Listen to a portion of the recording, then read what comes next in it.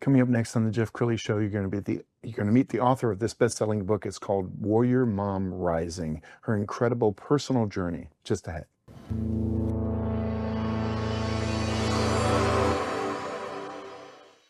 Many are predicting that the worst is yet to come, which is unfortunate, said one person here.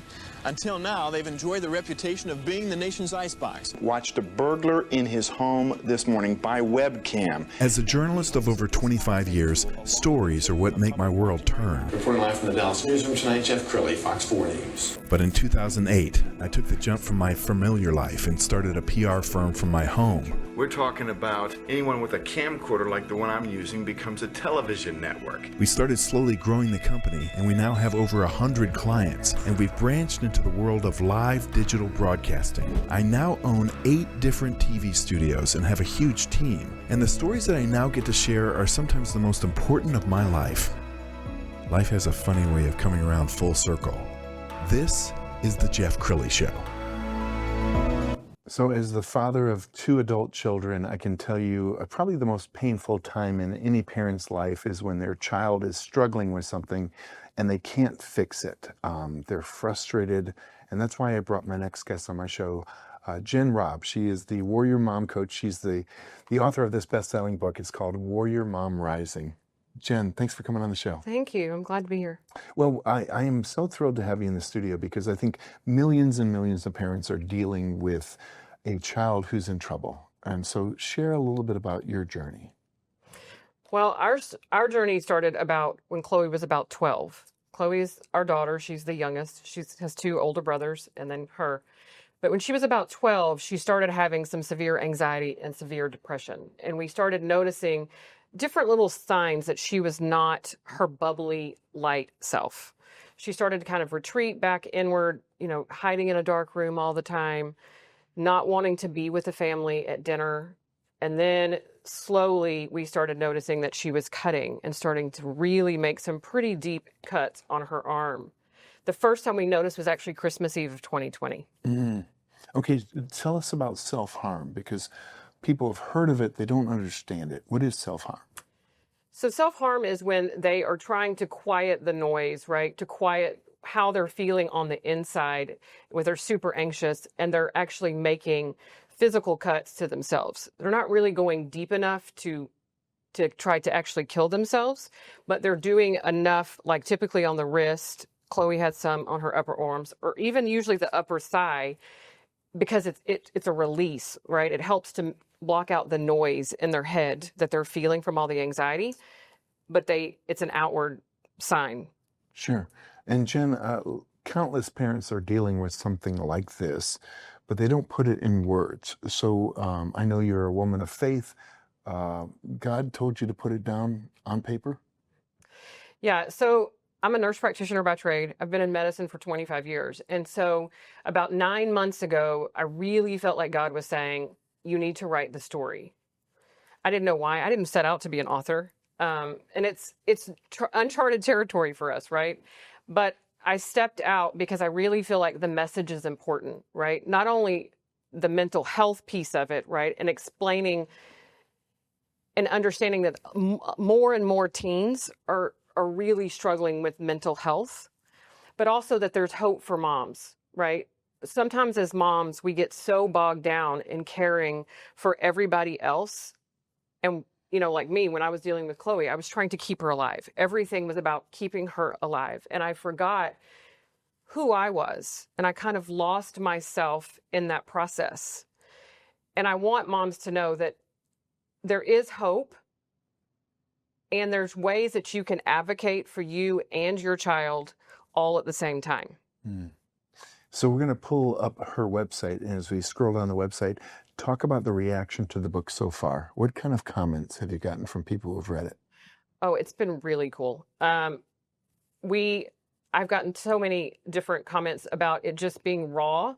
A lot of people, even those people that knew us, did not know really the struggle that we were struggling with. We kept it kind of to ourselves. And that's just because we didn't want to hear judgment or, fear from other people knowing, right? But it's raw. It's very real. It's deeply personal, but I also lay out a very strong and strategic battle plan to help moms take it day by day and then to ultimately overcome and thrive. And you were sharing with me before the show, you come from kind of a Norman Rockwell family. I mean, it's not a dysfunctional family, so if you could deal with it, anybody could. Well, I just feel like there's a lot of stigma, especially like and sometimes in the Christian community, right? I mean, my husband and I, we've been married for 25 years. We have 3 kids, you know, the same 2-parent home. We go to church on Sundays, do all the things. And so I remember very distinctly when Chloe started struggling and we were kind of at the height, at the pinnacle of when we were about to hit rock bottom. I mean, we were literally standing on the cliff.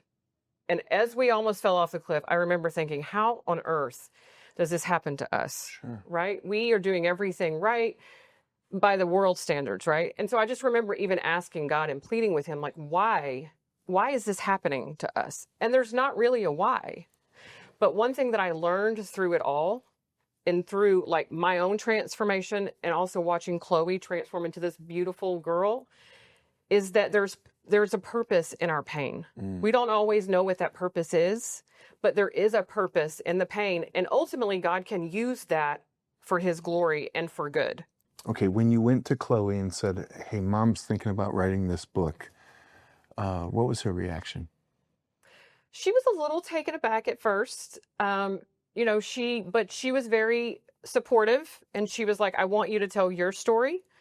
You know, I talk about a bit of her story in the book, but I don't go into great detail because I don't feel like that's my place. Sure. And someday my hope is that she will want to tell her story from her perspective so that she can help other young girls that were going through or are going through the exact same thing. We're going to put the book cover up on the screen so you can see this. I love it. One, you have a butterfly that symbolizes, I think, life. Life and transformation. When you talk about a butterfly, they start off as this ugly little caterpillar, you know, that's so ugly and they're brown and they're green and they look slimy, right? And then they make their cocoon. And when they emerge from that cocoon, they're these beautiful flying machines, right? That are just, they're stunning to look at. We're fascinated by butterflies, right? And so I think that that's how, when I looked at our transformation, that's what I felt like God was doing for us, right? We were trapped in an ugly situation, but we came out on the other side, and now she's flourishing and she's thriving. Okay, what's one of the takeaways you want parents to get from this book? The biggest thing is just being able to surrender the thing or your child, right, to God. And that is the hardest things to do, right? Because no one loves Chloe more than I love her, right? I'm her mama, right? I carried her in my womb. She is my baby, right? But what I learned through this whole thing is when we hit rock bottom on April 4th of 2023, we hit rock bottom, right? That was the day that Chloe decided that she was going to drink and break into 2 liquor cabinets that had 2 locks on them. She broke the liquor cabinets, and her brothers found her unresponsive and face down in a pool of vomit. They aroused her, got 911. What we came to learn is that she had enough alcohol in her system. It was 4 times the lethal limit. Wow. Not the legal limit. And Jeff, you see how tiny she is, right? So it's the lethal limit. And the doctor in the hospital, at the Children's Hospital, looked at me and said, there's no reason she should be alive.